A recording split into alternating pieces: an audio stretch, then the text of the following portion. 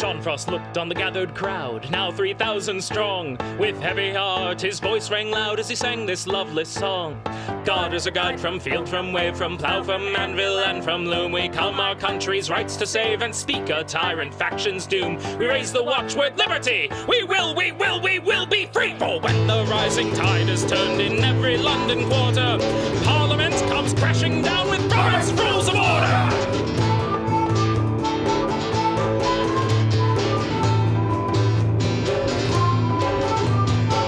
And bobbies took an oath to be our nation's warders, swearing that they would enforce Sir Robert's Rules of Order. Till Newport rose a million friends who rallied each supporter to join this flood of working men against Robert's Rules of Order. For when the rising tide is turned in every London quarter, Parliament comes crashing down with Robert's Rules of Order.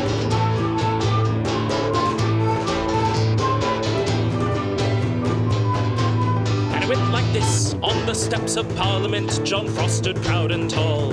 A hush fell on this great event as he told them one and all: depose the gentry and the crown, depose the House of Lords, or join the Queen in exile by Robert's Rules of Order. Socialists, Luddites, Communists, recall each faithful martyr who died so you could have your new world. Robert's Rules of Order.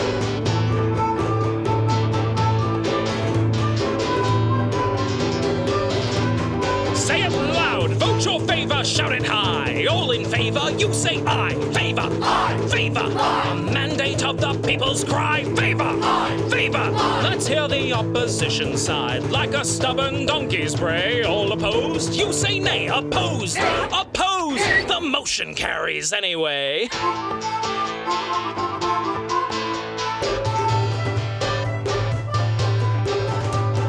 Currents change and bring to us our tear-corrupted warder. In chains subdued and ill-abused, he's left with no supporters. Mobility's will can then proceed by our own rules of order, and we'll all cheer for country's sake when Robert's drawn in quarter. For when the rising tide is turned in every London quarter, Parliament shall be reborn with Robert's Rules of Order.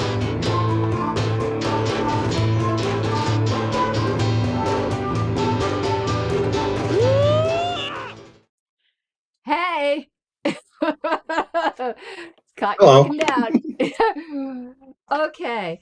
Yeah, I don't. It's been a bit, and it's going to be a tough show. I mean, Yeah. let's get this out in the open. You know, we joke and stuff, but today was a horrible day. This week was a horrible week. But oh my God. Yeah, that's the best way to describe it. Yeah, I've been on the brink of tears all day. It's So just like, been if I insane. just choke up in the middle of answering a question, that's why. I'm like, I'm not trying. I It was hate more when bewildered than anything else. I hate when these tragedies happen. People make it about themselves. So like, I don't want to be like, oh, I'm so upset because like, listen, I'm sitting at home at my comfy home, and there are families out there that are going to be living a nightmare for the rest of their life. But I also think it's foolish not to Yeah. pretend like we haven't gone through a national trauma between that poor girl on the bus and Charlie Kirk. Unreal, just and then the shooting today in Denver. That's not even getting into the global stuff. Yeah, I'm sorry? Evergreen with the Yeah. false flag in Poland. We have had 3 governments fall in the past 36 hours between Japan, France, and Nepal. I mean, we got the King of England dying of cancer. The world's going insane. And that's not even talking about the Middle East. Well, I don't know, and if you haven't, please don't, because the images will never leave you. But I don't know if you watched the 2 videos you saw them. I've seen them both, unfortunately. Exactly. I wish I didn't. So just to get that out there, if we joke and stuff, it's not today as if we're not feeling it. We plan the show. It still needs to go on. I almost wrote you and canceled, and I'm like, no, I can't sit here and wallow in darkness. And there's one thing I want to say. You know, we have this show based upon the idea of discourse, Socratic method, discussion, free speech. If somebody out there, and somebody obviously decides that they're going to kill somebody over their speech, then fuck them. I'm sorry. That goes against everything that this country stands for and what it was built on. I'm sorry, but that's just wrong. Whether you agree with Charlie Kirk or not doesn't matter. The fact of the matter was he was willing to engage in debate and discussion, not violence. And he was met with violence. They killed him, and that's just plain freaking wrong. It's horrible. And okay, that's my statement. yeah, here, yeah, and you've seen all my tweets today where someone said, like, the Rubicon, they didn't word it this way, but it's the way I'm wording it. Basically, 9/11 was a Rubicon that we crossed, and the world isn't going to be the same. And they said they really feel in their gut that today was another one of those days. And unfortunately, I think they are right. Yeah. And there was something Susan Hogarth posted that was just, well, she reposted. So this gentleman, I don't know him, but David Berg, B-U-R-G, who said, stop normalizing violence. I think we could all agree with that. But this next sentence, the first step is to stop framing anybody who disagrees with you as an existential threat. That just nailed it so well. Yep. Okay. So what we're talking and about, I gotta give some credit where it's due real fast. I gotta give some credit where it's due for a moment. Both the LPCO and the LP's response to what happened were right on the money. Well, and multiple, like every They libertarian, both hit it well. Yeah, all party responses I've seen have been fantastic. I retweeted the national one. I don't follow LPCO, so I haven't seen it, but I can imagine they did well. Ohio had a really good response. I retweeted them. The Welsh Libertarian Party, had a real good one, and I've just been retweeting, what I can. I hadn't seen LPCO ones, but I would expect them to be spot on this. Whatever disagreements I might have with LPCO, they wouldn't behave inappropriate. They just wouldn't on this. Not like on something like this. Okay, so I wanted to tell you something funny first, and then we'll get started. So, are my froze up? Oh, I touched that damn side table again. You can hear me, right?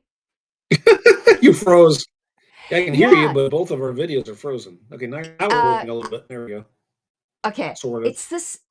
You're not back moving yet. I am. Mike, can you hear me? Moving in my small picture down here. I hear you just fine. Okay, because you're really okay. Well, let's see how it goes, because you're kind of max headroom right now. Got some lag. It's this little side thing that pulls out my desk. Every time I touch it, for some reason, it freezes up stuff. I just need to stick that in and not use that anymore. It happens every time. It happened to us before. So your desk is a short. Yeah, of course. You know how it is. I don't know who said something very unhelpful. I think it was Elon Musk.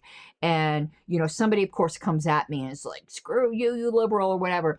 And I'm like, or Democrat, or so. I go, you think I'm a Democrat? I go, Google is your friend. And just curious on a browser that doesn't know me, so it'll give me search results I expect on this Windows machine on whatever the new Windows browser is. I did a search for myself. So it's funny. There's this general wiki that has an entry on me that it's by AI, you could tell.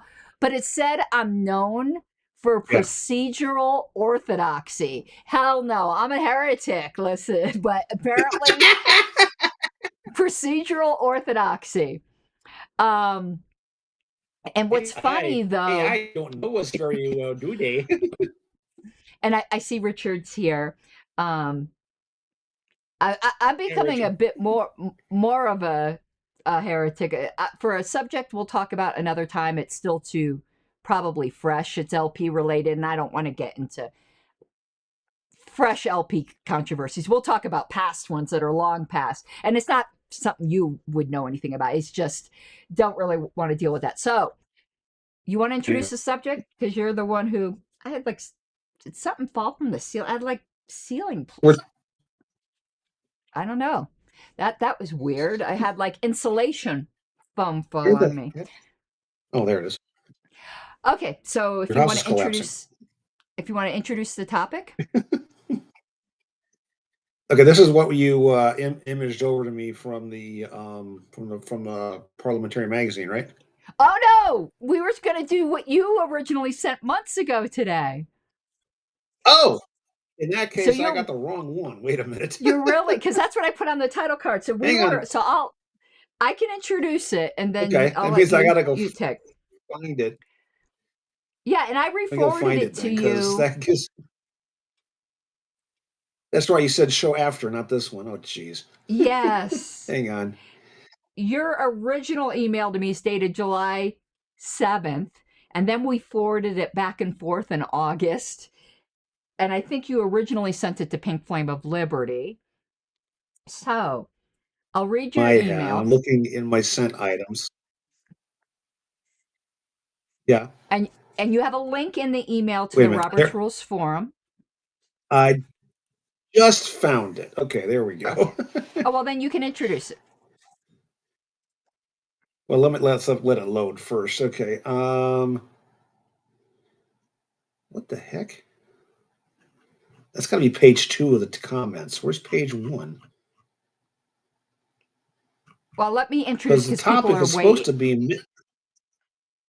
Sure, Well, sure, sure. It's okay, supposed to be missing because rules, people are the, waiting and they don't. but the header, but the original, yeah, with the post. I have the entire post here. Oh, okay. Yeah, okay. Go ahead and give a quick intro real fast while I get my Okay. brain in here. So this is from the Robert's Rules Forum, and it's basically the title of the post. This is back from May, where it originally started, where it was title of the thread is missing rules. And what you had Yeah, said as far as a show idea, you said in the comments it is implied in RONR 2:2:3 that standing rules are subordinate to RONR. I thought it was the opposite. We're going to discuss that. And then you put in parentheses, it appears so for convention rules, not for standing rules, not ordinary ones. See 5927 2515. So I'm going to kick the conversation off and we'll here's see where we go from here, if that's okay. here's the funny part, Mike. Yeah, but my comments. Okay, maybe it's because I'm not signed in, but my comments aren't even showing up on this thread, which Well, is really weird. there's just a little bit, we're not relying solely on that. So I want to kick it off with your first Right, but comment here. yeah, go ahead. Okay. I just So can't seem you to said, follow along for some reason. well, I'm not, you'll be able to follow along with me because I'm not using the forum. I'm ad-libbing here. So Okay. if we don't have the forum thread, that's fine. Because I can read out whatever, we need. But it says in the comments, you said it's implied that in 2:2-3, which we can pull up, that standing rules are subordinate to RNR. I thought it was the opposite. And I'm going to say something, we're going to have our discussion. No, standing rules are subordinate to RONR in the hierarchy. Yeah. Okay, I think you might have said in your email the opposite of what you meant to say, because your email seems to say you thought standing rules were superior to Roberts. Which is, yeah, that's what I thought they were. No, well, subordinate might not even be the right word, and maybe Richard can help us out here, because standing rules don't really deal with parliamentary procedure. Convention standing rules do. We'll get into convention standing rules. But ordinary standing rules, that's the difference between a special rule of order, which is superior to Roberts, Yeah. except in cases where Roberts says something has to Right. be in the bylaws. Standing rules, Right. I mean, you could call them subordinate, but they really are orthogonal. They don't deal with parliamentary procedure. Remember, the classic example of a standing rule is all members shall wear a name tag. Or your cell phones must be turned off. So that's a standing rule. So you could say they're subordinate. Are you seeing me move around at all? A little bit. You're very Because my screen herky-jerky. keeps freezing up. Yeah, you're Yeah, the screen very keeps freezing up herky-jerky. over here. I did switch out my modem a while back. I wonder if that has something to do with it. Well, you So it's weird pointed because out, it's like acting like I'm frozen here. and I think we have a bit of a delay where you Wait, excuse don't me, hear it's me. Richard. And Richard says standing rules are not subordinate to RONR. They're not superior to RONR. I would say they're orthogonal. Would you agree with that, Richard? We're not talking about convention standing rules. We're talking about ordinary standing rules.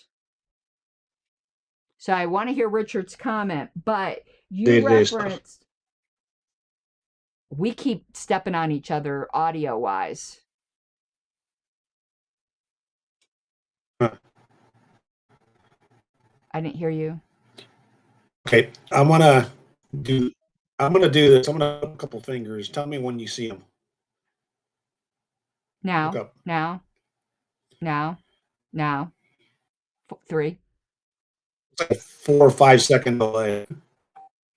Yeah, Yeah, there's like a 4 or 5 second delay from the side. yeah, it's almost unwatchable. I don't know if we're going to be able to continue. Yeah, I hear what you're saying. Well, let's see what Richard says. Richard said they're not about parliamentary procedure. I Okay. had it right.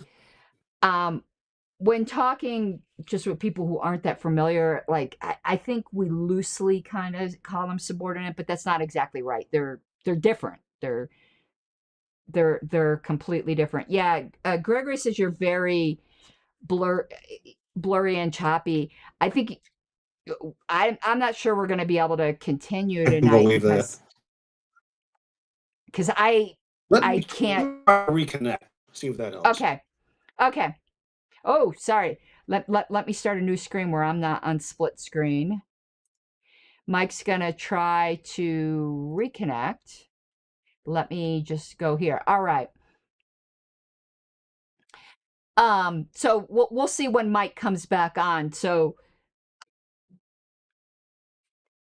to explain a bit further what I was saying before, again, standing rules don't deal with parliamentary rules. Oftentimes, they're behavioral rules in a sense, but not decorum. Let's see if Mike gets back on. Let me go here. Hold on, Mike. Are you there? Mike? Okay, I see you. Okay, I see you now. Is that any better? Is that any Not better? really. Not really. Fine. I figured it was worth a try. Yeah. Do you think it's your modem? It could be my modem. It could be a lag here. I'm not sure. So, yeah. This is what I suggest, because I don't think we're going to be able to do the stream, but people are here and they want to hear about standing rules and convention rules of order. What I suggest maybe is we interact in chat. And between this show and the next one, check out your modem, but also that new camera I sent you because people are making comments about the blurriness. Yeah, and I'll check on both of those. Yeah, because this is just not working right now. Yeah, but if you could come on chat, I'll like stick your comments up on the screen, and we'll go over standing rules and convention rules because I think everyone kind of needs a break from the trauma of today, and we could drown ourselves a bit in procedure. Yeah. Okay, so I'll see you in chat then. Okay. Yeah. Okay, perfect. All right. So I think Mike, you're gonna disconnect and go over to YouTube chat, or okay, yeah. So I think that's what I'm expecting Mike to do. So to read. Sorry with the ums. You guys got to ding me because I'm trying to cure myself of the ums. In Roberts 2:3, it says the various kinds of rules which a society may formally adopt include the corporate charter. And what's funny in the LP, a lot of people have a corporate charter and don't realize it. They don't even realize their affiliate party is incorporated. But let's put that aside for a second. That's more legal stuff. That's for attorneys.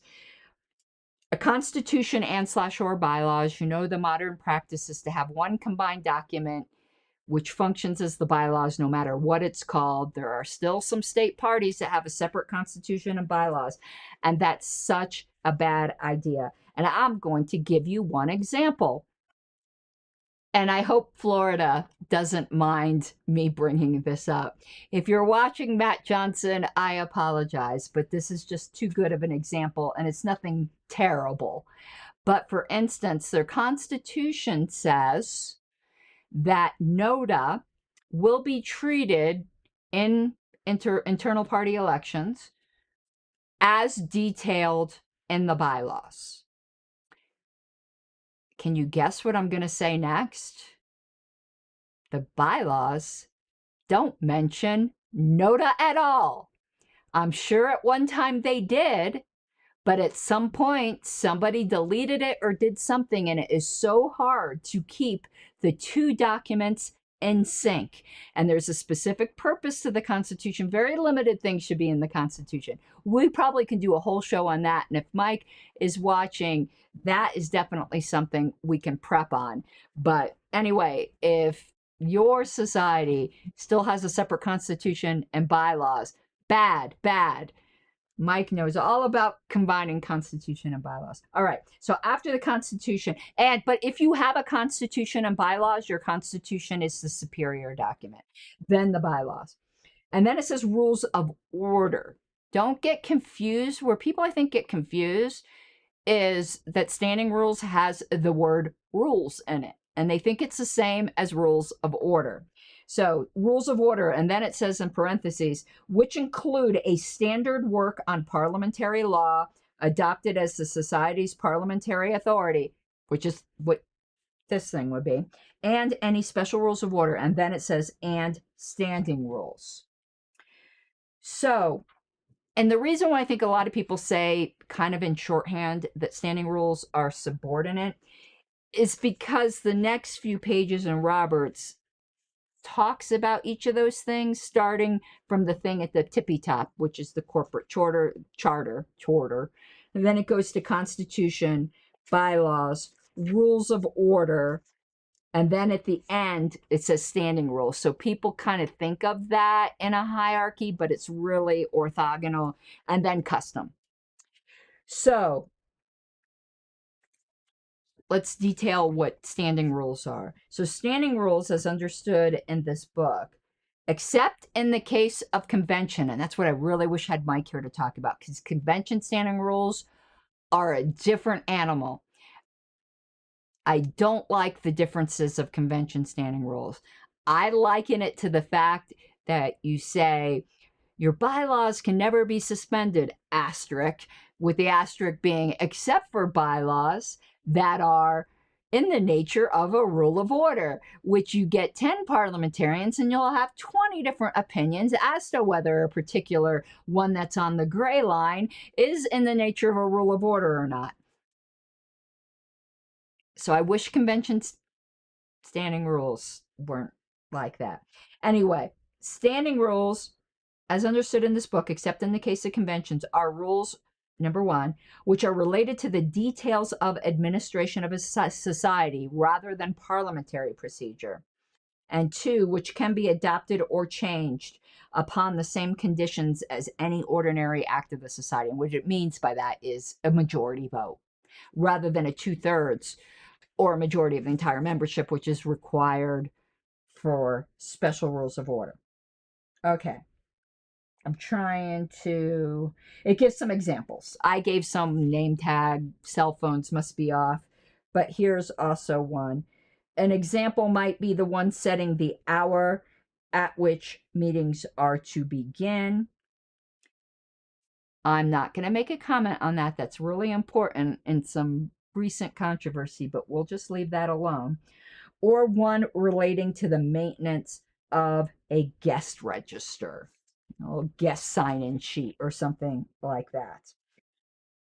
So I don't know if Mike has any comments on that. So standing rules are just a different creature. They're not superior or inferior. They're different.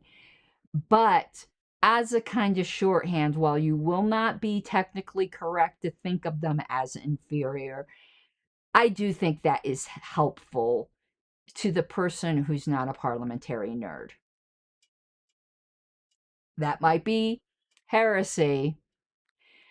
I find I'm turning a bit more into a Roberts heretic. I had a very interesting conversation with, and Mike will know this person, I'm not saying who it is on the show, but you would know them, Mike. And we had a really interesting back and forth about where we have some fundamental philosophical disagreements with Roberts. I know you guys think I'm a rules Nazi, but I've said this from the beginning, and Mike will know. To me, and I don't, maybe I'm flattering myself, but I don't think General Robert would necessarily disagree with me. To me, Roberts needs to have more principles of equity. And I don't mean equity in the politically charged negative way it's framed today. But like if you read the Roberts Forum, there are certain people who are such hard noses, and I'm not saying they're wrong. I'm just saying I disagree. And I disagree more personally and viscerally rather than would never speak ill of the people who really know what they're doing. But it basically lets the board just get away with murder. Like if the board publishes false information that members rely upon, like some people will go, well, too bad, so sad for the members. They should know all of their rules and their bylaws and this and that. I'm sorry. They should be able to rely upon published things by the leadership. As long, I mean, it's such a weird balance because you also can't have them relying upon it to the detriment of other people. It's a balancing act, and Roberts doesn't do that, and that sticks in my craw. But it doesn't do that. I've always been a heretic in that regard and have pounded the fact that there needs to be more principles of equity. And where I would say I think I could at least draw some support from General Robert. I can't remember. Richard will know the question number because it's an infamous question number in parliamentary law. Is it 103? Where the one it says, if it is like pretty much literally impossible to follow the letter of a certain bylaw, it is acceptable for the organization to follow the spirit of it to the best of its ability. It's an infamous question number. A lot of people cite it, but to me, I draw principles of equity from that. I'm a heretic. I'm telling you that right now. Anyway, so let's get to convention standing rules. And hello, Jean. Yeah, if you could go back to the beginning of the show where Mike and I talked about the madness. So convention standing rules. My God. The first problem is a lot of convention standing rules aren't standing rules at all. But it's perfectly appropriate to call them that because when you're dealing with a convention, all of a sudden, you could call special rules of order standing rules. I want to look at national because I think we call them standing rules there. I can't remember. It's been a while. Question and answer number 103, 107. I was close. I said 103. I'm looking at what national calls our convention. Alicia must have had the same kind of catch that I did. It's called bylaws, convention, special rules, not standing rules. That could also cause some confusion because some of them, I think, are actually standing rules, like the secretary shall project on the screen state by state vote totals. I think that's a standing rule and not a special rule of order.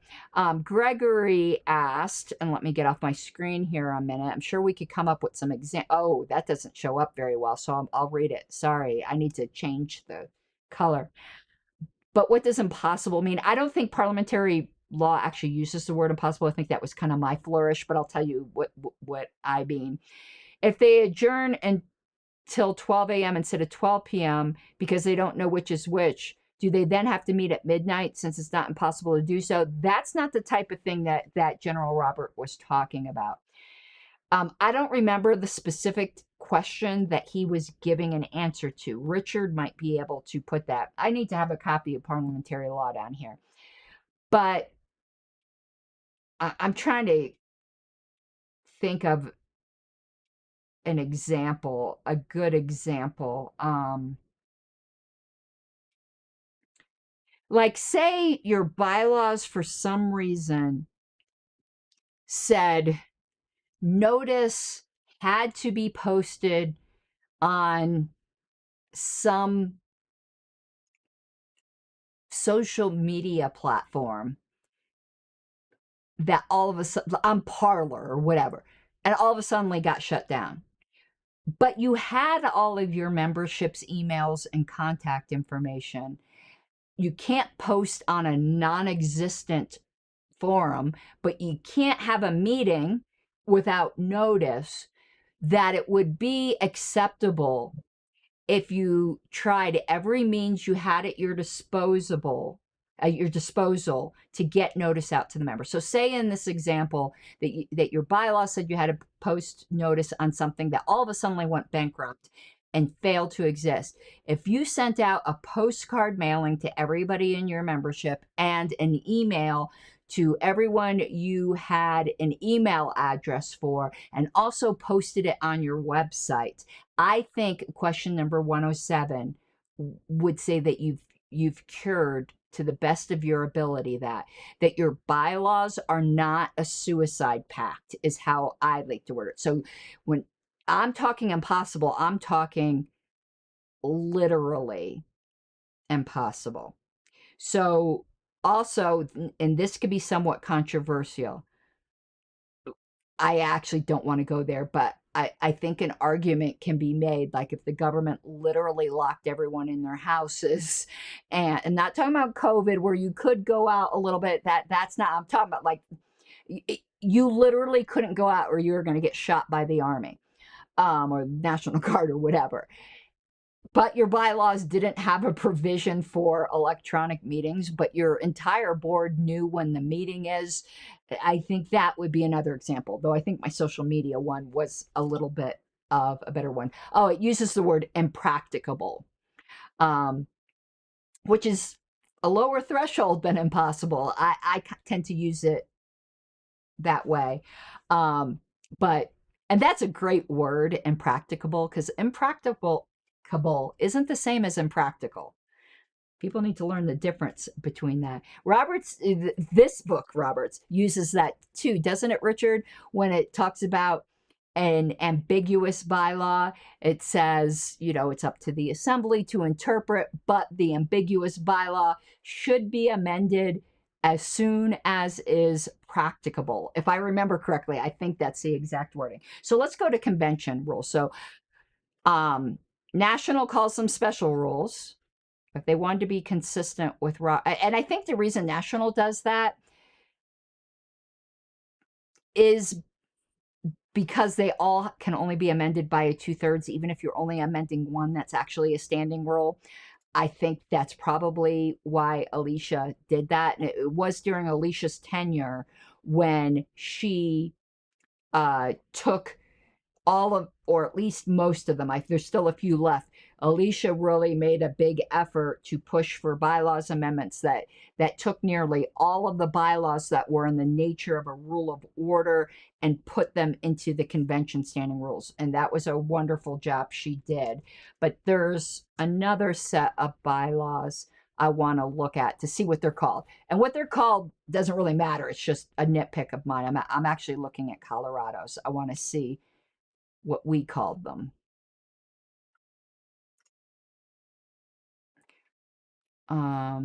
Maybe Mike will remember.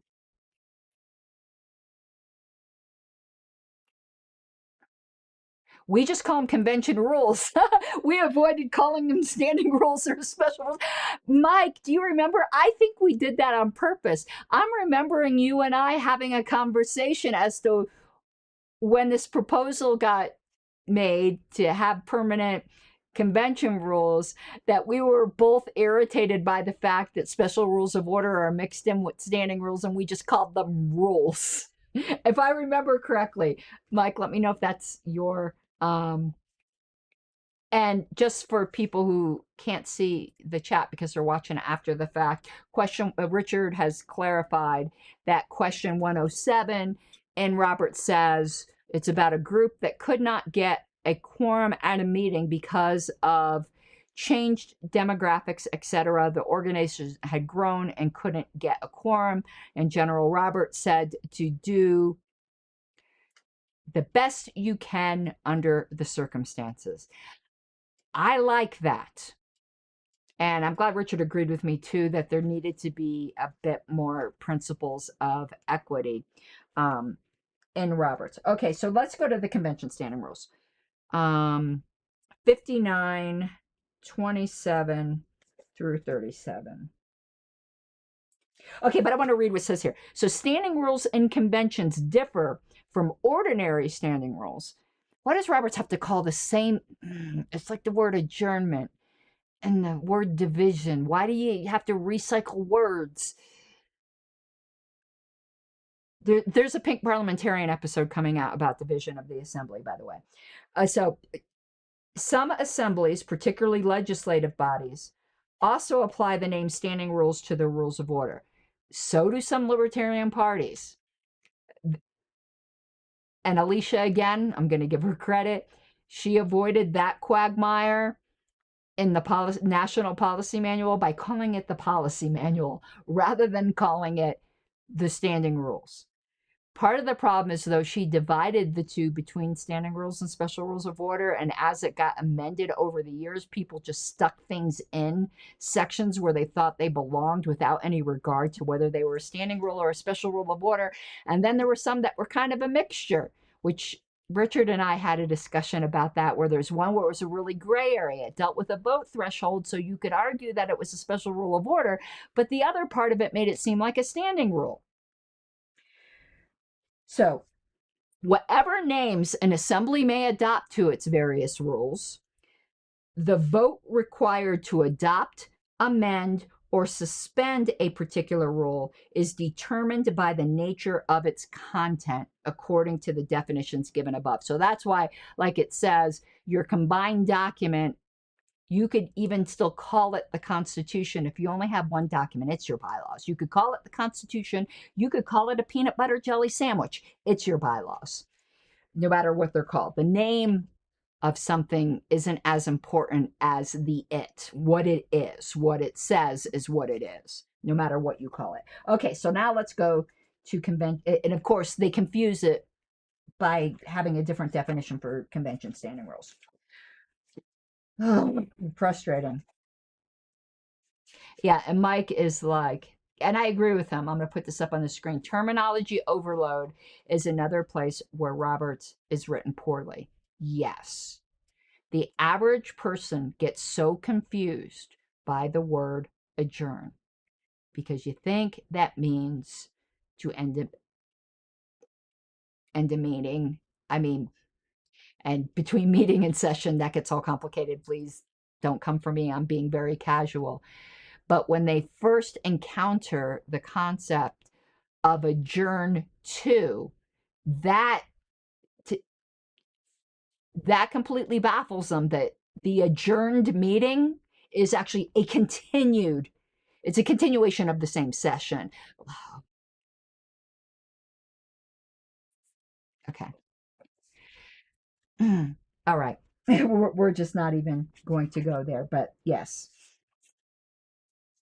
So, convention standing rules. I'm trying to find.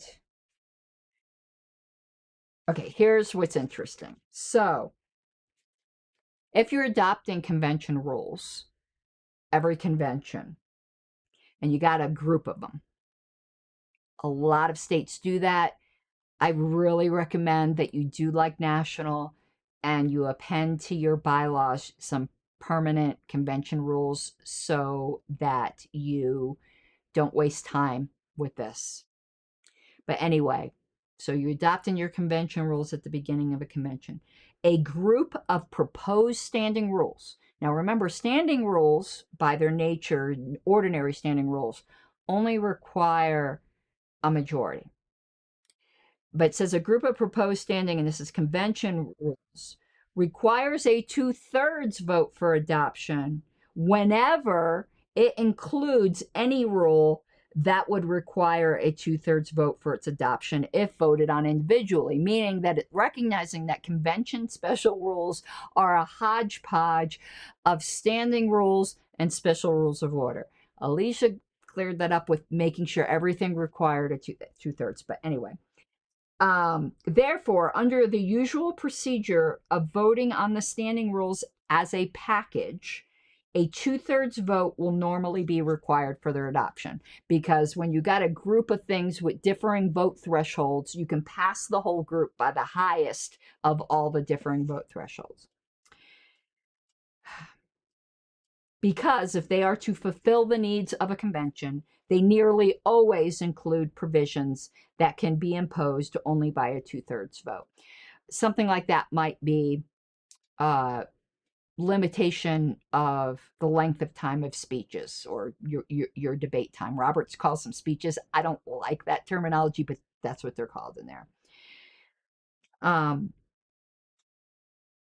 So vote required for adoption of an individual rule. So you're at the beginning of convention and say somebody goes because it calls for pulling out one of them, a division of, out of the group of 10, there's 9 of them that they're fine with and they want to vote on a certain one individually, one that's a little bit controversial. So if a standing rule of a convention is voted on individually, the vote necessary for its adoption is in some cases 2/3 and in others a majority, depending upon the nature of the rule. So, convention standing rules requiring a 2/3 vote for adoption, even individually, are in principle distinguished by the same characteristics as provisions which in an ordinary assembly would need a 2/3 vote to be placed in effect for the duration of a meeting or session, or would require adoption of a special rule to continue in force from session to session. An example would be, it's what I just said, limiting the time allowed for debate.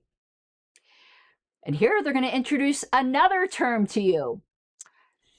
Rules in this class are described as parliamentary standing rules. Lord, have mercy on my soul. The distinction between special rules of order and standing rules is supposed to be that special rules of order are parliamentary rules, and standing rules of order deal with administrative details. But here they call something parliamentary standing rules. That's like calling something a married bachelor, as far as I'm concerned. I mean, they're not exactly opposite, but geez Louise, why do you have to be this confusing? And yeah, Mike's like, that's what we did with national, pretty much, just make them a 2/3 and to hell with it. But we do have permanent rules, so that's not exactly correct. But anyway, a standing rule is individually adoptable by a majority vote in a convention if it does not fall into class 1 above, like we just discussed, and consequently, or that's right, yeah, could be adopted in a local assembly as an ordinary standing rule. And here's kind of the same examples I gave earlier. Examples of such convention rules would be those relating to the wearing of badges or to the format of written reports or resolutions which shall be submitted. Okay. Here's where things get confusing.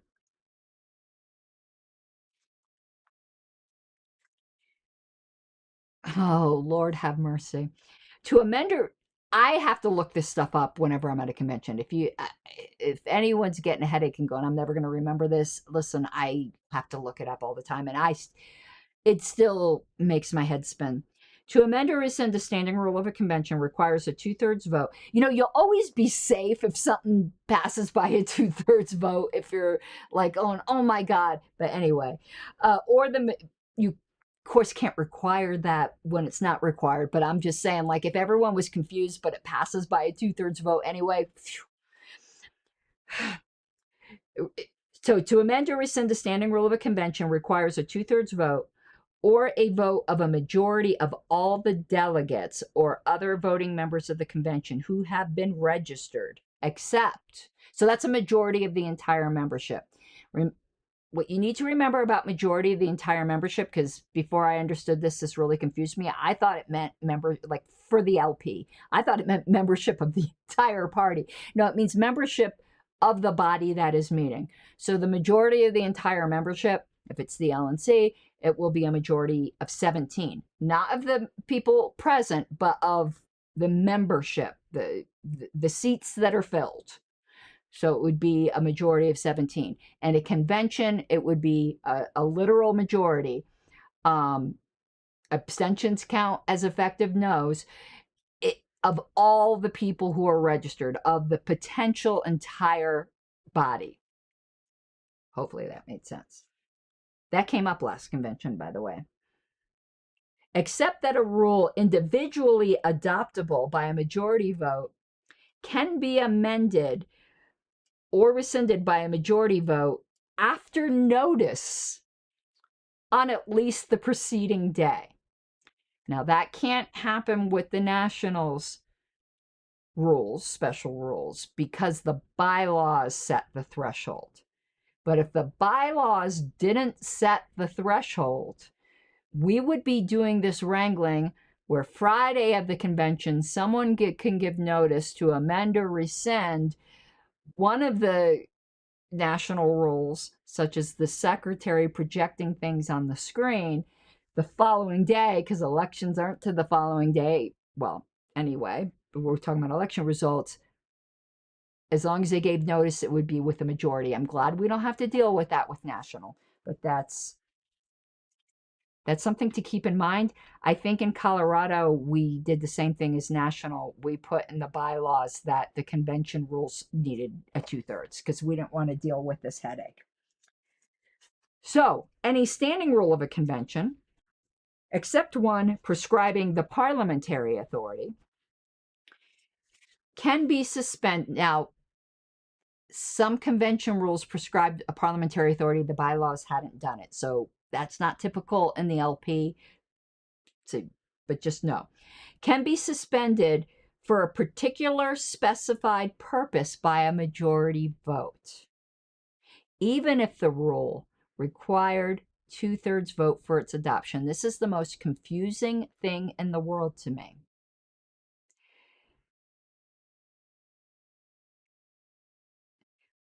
So, in theory, and correct me if I'm wrong, Richard, in theory, in the national bylaws, our convention rules, not suspending it for the entire convention, but for a particular specified purpose, can be suspended by a majority vote. I've never seen that come up at national. Richard, please tell me if I'm missing something here, because this is one of the more confusing sections of Roberts. Under such a suspension, however, the applicable rules in the parliamentary authority prescribed by the bylaws or by a rule of the convention come into force as if the standing rule had not been adopted. So, for instance, if your standing rules said speeches are limited to 2 minutes and it got suspended by a majority vote, then the parliamentary authority limitation of 10 minutes per debate would automatically come into effect.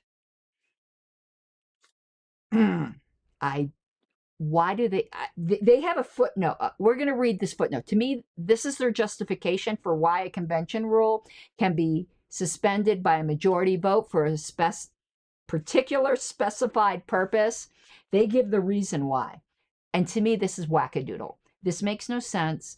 Stuff like this makes people want to throw Roberts against the wall and say to hell with it and adopt a shitty parliamentary authority like the Democratic Rules of Order, which is great for a cat fanciers club and horrible for a political party. Yes, I have strong opinions on that. I think Democratic Rules of Order are really good for certain types of mostly non-controversial assemblies. I think they're terrible for political parties. I know there are people that disagree.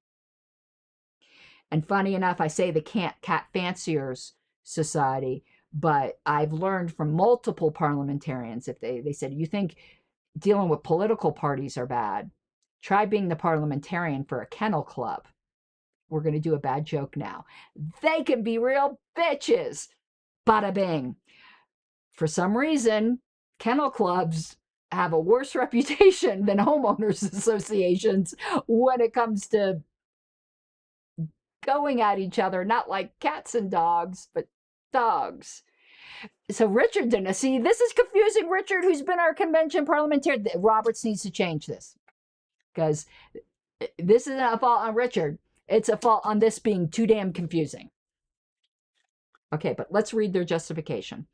The reason why a parliamentary standing rule of a convention can be suspended by a majority vote, even though it requires a 2/3 vote for its adoption, is as follows. Okay, let's see what kind of justification they have here. In a convention, parliamentary standing rules, which are in the nature of suspensions of the regular rules of order for the duration of the convention session, generally arise from a need to give the majority more power to transact business with minimum delay, even when the majority is not large enough to command a 2/3 vote.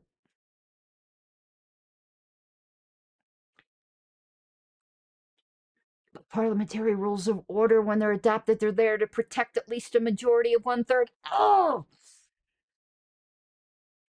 Since it is thus likely to reduce the protection of a minority greater than 1/3, a parliamentary standing rule of convention requires a 2/3 vote for its adoption, but since the same rule tends to project a majority of less than 2/3, such a majority should have the right to suspend the rules for a particular purpose and allow the regular rules of order to come into force.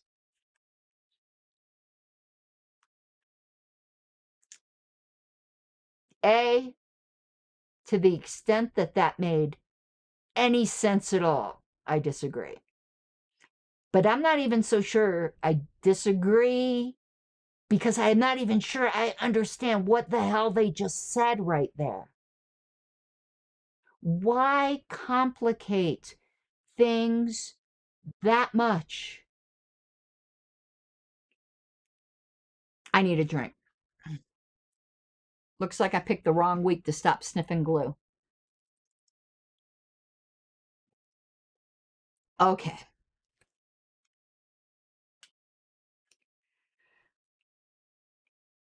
So Richard talks about the kennel clubs. Yep.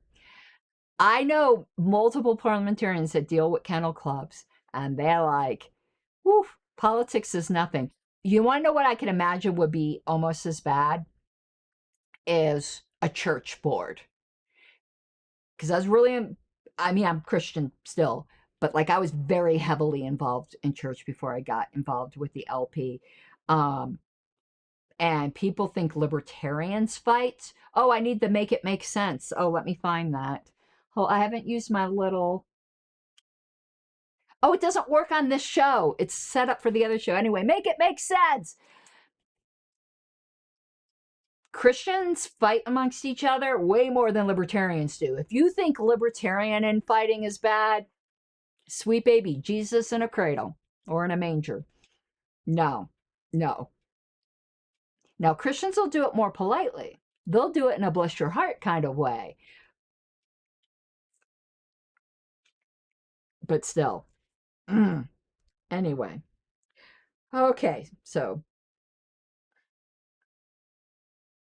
to suspend a convention standing rule and also the underlying general parliamentary rule that would be in here, applying to the same situation, would require a 2/3 vote.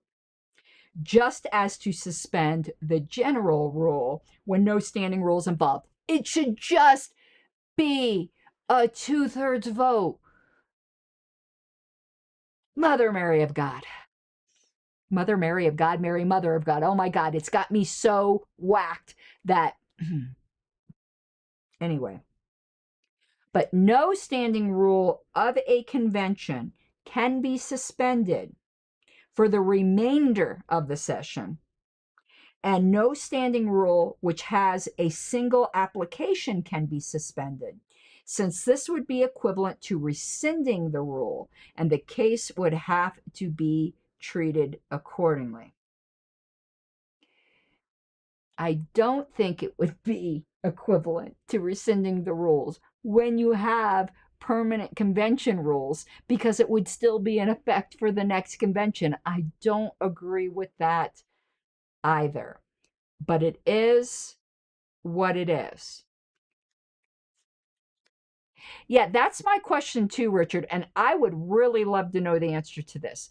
This has never come up at a convention. Now that I've said this, and you know the hostilities in the party right now, it's reflect the general culture. There's probably somebody who's going to want to do something that's going to bring this up next convention and try to suspend something by a majority vote. So I'm going to put this on the screen because it would be great to have this researched fully now. So Richard says, I'm not so sure that the LP convention rules can be suspended by a majority vote, though, since they are actually permanent rules. Under this, I think they can. If it's for, particular specified purpose, whatever the heck that means. Because that, too, I could interpret in several ways. So, let me give you an example. Now that we got through this, and, Mike, I hope you jump in with some. How particular and how specified? For instance, I'm trying to think. I'm trying to think of one in the LP once. This might not be a great example, but you'll get where I'm going. Where it says in each round, the bottom vote getter gets dropped, and you have another round. Can you, and it's for the, let's just say it's for the election of chair. And we're on the second round. And it looks like this puppy's going to be a 5-rounder. Specify particular purpose. You're on round 2. And you move to suspend the rules in order to drop the 2 lowest candidates. Say you got like 50 people running for chair. Can you only suspend that, if you can, by a majority vote? Just saying, trying to use this for the next round. Is that how narrow the specified particular purpose has to be? Or can it be for the election of chair? Can you broaden it to all rounds, but it's just for that election? You see the hair I'm splitting here.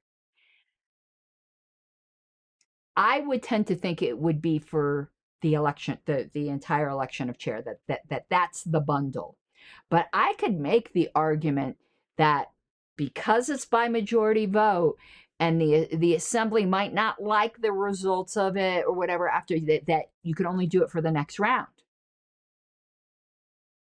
I think that's open to interpretation. I'd love to get some clarity on that. So I think that's it. I really missed having Mike here with me. So Mike, please let's if we need to do some test sessions to try to figure it out if it's your modem, and test out that camera I sent you. I'm going to make some jokes at your expense now. I know you have a face made for radio, but we still want to see your beautiful face. Mike had said, if you word it that way for one round, yes, but it still better be 2/3. But Robert seems to indicate it can be suspended with a majority vote for a particular specified purpose. So, would it be for the first, does this apply when you have permanent convention rules? If it does, how particular and how specified?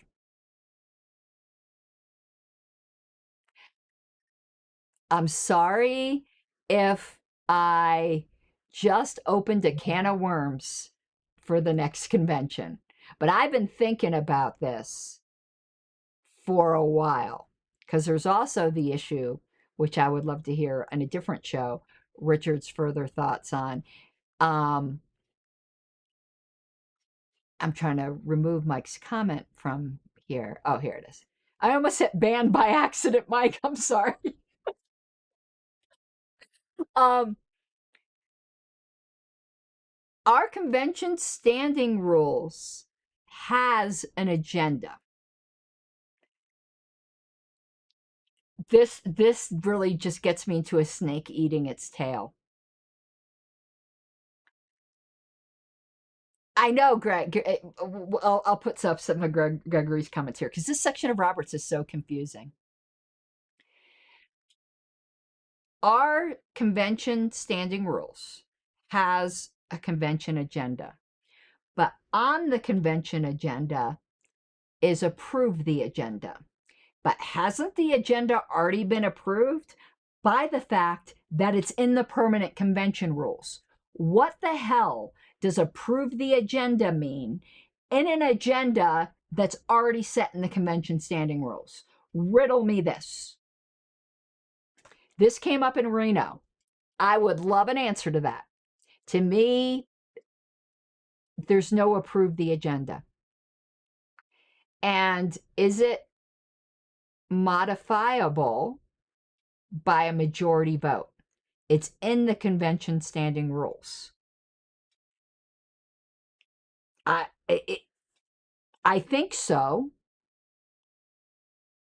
but it's already adopted, so why does it need to be approved? And I know an answer that someone came up with in Reno is yes, the order of things is set in the convention standing rules, but the time limits are not set. And the Convention Oversight Committee assigns certain things like 2 hours per platform, just as an example. That's the part that's open for approval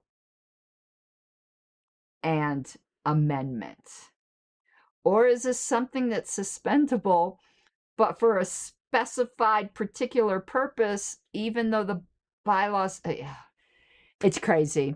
It's crazy to me. It shouldn't say adoption of the agenda in there. That just confuses the hell out of people every single time. But that would be a topic, I guess, for another day. A section of what? The convention standing rules. If that's, I mean, the convention rules for national. I think it's right at the very beginning, if I remember correctly.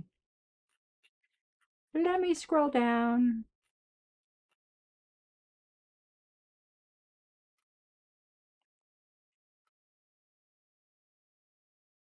Greg, that's a whole other problem we have with our bylaws. I'm not opening that can of worms. There is a Mike knows what it is. There's a problem with the bylaws with that. We would have never run out of time, I don't think, to elect a chair. but we have run out of time before to properly elect at-larges. But say you elect your officers and then something happens and we run out of time, the convention adjourns, whatever it might be, then the 4 officers would elect the remainder of the LNC that's not regionals. Order of business is Convention Rule 1. So it goes call to order, Credentials Committee report, adoption of the agenda. Is that different than order of business? I mean, that's a whole other can of worms that I would love to get into. Okay, that is it for this evening. I really appreciate all of you guys being here. I'm so sorry, Mike, that we couldn't do this together. Lucy also says so down here. Lucy is now my broadcasting dog. I mean, she's here with me every time. Oh, so Gregory says, no, I mean the specific time limit that the COC specifies. The COC doesn't specify times. So it says like you elect the chair from 9 a.m. to 11 a.m. They don't put times in because people get really confused with that. They put in duration, which is a bit different than times. So say, what is the rules right now? Let me remove this from the broadcast. When does the chair election take place?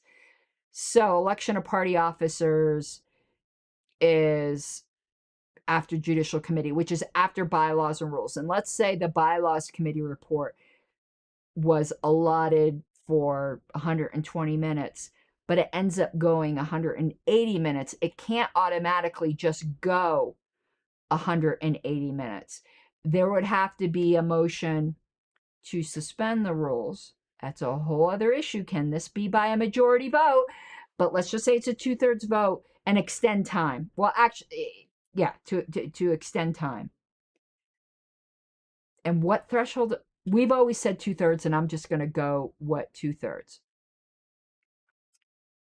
And so the chair election automatically then gets pushed out by 60 minutes. So then it comes time to elect the party officers. It doesn't just say chair, it says party officers. So they'll usually assign a block of time for officers. So a chair election's never going to take that all up. So I don't think the chair example is one that's even feasible because they're going to assign like 6 hours, say, for election of party officers. So the first one's going to be a chair. You're going to elect a chair. You do, though, get in danger if you have very contested races in each of the officers. Well, it says election of party officers and at large. You could easily run out of time once you start getting into at large. And if you run out of time for that and time isn't extended, and they move on to something else, then the LNC elects the at-large members. That's what happens. But I don't think it's ever feasible that we're not going to elect a chair. But again, there is a flaw in our bylaws with that I am just not discussing. I am not opening up that can of worms. The bylaws committee from last time is fully aware of it. And when we do run out of time, it has been for at-large and JC. However, the JC elections, at least in the convention rules, have been moved up to before officers. This will be the first year, I think, though, that will allegedly do that. In Reno, the agenda got moved all around, and JC was put towards the end. But allegedly, at this convention, JC will be elected right after bylaws. We'll see if that sticks. Okay. That is going to be it. I'm sorry, Greg, that I can't answer all the speculations. It would be the same thing that I said. There's so many what ifs. The convention delegates just need to move things around or extend time, or we the LNC chooses when it comes to officers. If you don't get to elect candidates, I think we don't, presidential and vice presidential. I haven't looked at the bylaws in a while, so I don't want to speak definitively on that. I think we don't have candidates because I don't, there's a question there. I don't think the LNC, Richard might know. Now I want to look at that because I know that came up. The LNC can fill a vacancy in the nominees if they die or are otherwise disqualified or their nomination is revoked. I don't think our bylaws are clear if the LNC can pick a nominee if the convention just doesn't. I don't think they can. I'm looking at the bylaws right now, but my eyes are so bad. I'm trying to make them bigger. That's what she said. Let's see here. In the event of the death, resignation, disqualification, or suspension of the nomination of the party's nominee for president, the vice presidential nominee shall become the presidential nominee. 2/3 of the entire membership of the National Committee may, at a meeting, fill a vice presidential vacancy, and if necessary, a simultaneous presidential vacancy. That is the sentence that people have fought over. If NOTA wins, there's an explicit provision, there's no candidate. But the situation that was brought up in comments is, what if the convention runs out of time and just doesn't do it? They don't pick NOTA, they just don't do it. I do not believe, I think in that case, we also do not have a candidate, just like with NOTA. Not because it's the equivalent of NOTA, but because the bylaws don't give the LNC the authority to nominate to do an initial nomination, if that makes sense.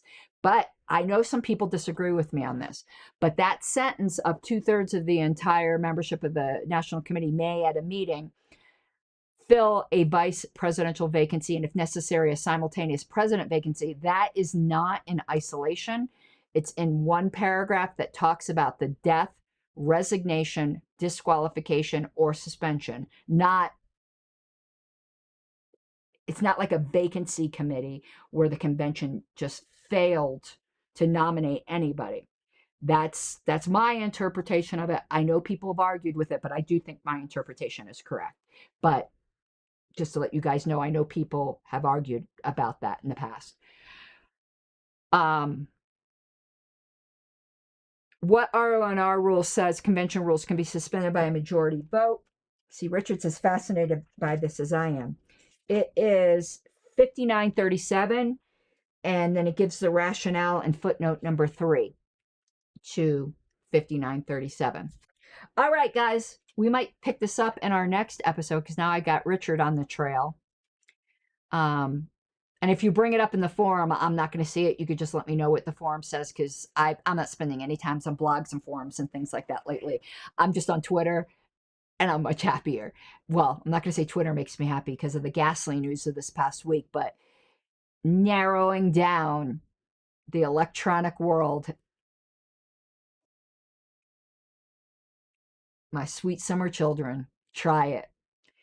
Deleting Facebook was one of the best things I ever did. And it's not because Facebook or Twitter is better. It's just pick one. Pick one. It's too much input.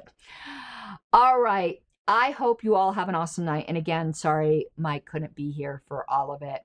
And not sure what my next show is going to be. I know I have something planned for Pink Flame of Liberty. I mean, a Pink Parliamentarian episode is on my editing upstairs. It'll probably be out to patrons tonight or tomorrow. And then a week later out to everybody else. But hold on. I had some screenshots that I'm planning one of my shows, I think. Hold on. This is how I know what I'm going to do for a show. I'm listening to something on YouTube and I'll screenshot it. For some reason, there was something, and it was only about 7 minutes in, to Ben Shapiro reacts to woke TikToks, dumb socialist edition. Apparently, he had something I wanted to comment on because that's saved on my phone to download that show. I don't remember what it is. I want to see if I have any others saved. No. Oh, MAGA pastors can't get enough of Trump's brand of Christianity. Apparently, there's something in that show I want to comment on. So now you know my show prep planning. It's very loosey-goosey. Richard, that was 2016. I think 2 at large.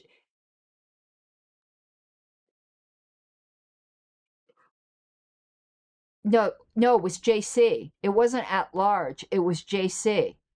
Nick adjourned. It was 2018. Now in 2016, we elected at large without a majority vote required. Only 1 or 2 people got a majority vote. In 2018, I think it was, JC elections just didn't happen because somebody moved to adjourn, sine die. Daryl Perry was yelling from the back and trying to run to a microphone, and Nick mistakenly wouldn't let anyone speak, said the motion to adjourn was undebatable. He was wrong. When a motion would terminate the existence or dissolve the assembly, I think is the words Roberts uses, the motion to adjourn is debatable.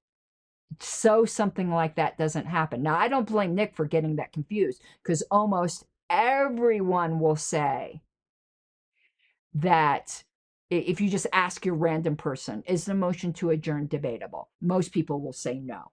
But actually, if the adjournment will dissolve the assembly, it is in fact debatable. Yeah, 2016, we did have ballots in an election. However, only a couple people got a majority vote, and there was a motion to suspend the rules and take the next top whatever. I don't even know if that was proper. I haven't looked into it, but that's what we did. In 2018, we didn't even have a ballot for JC. There was just no JC.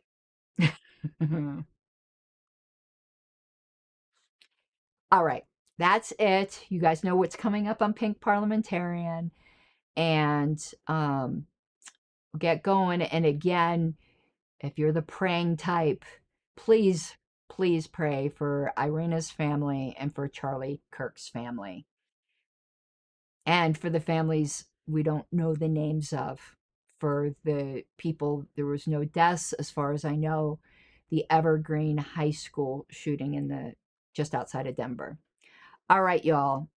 Hopefully Mike will be with me next time. Good night. Favor! Let's hear the opposition side. Like a stubborn donkey's bray, all opposed? You say nay, opposed! Opposed! The motion carries anyway.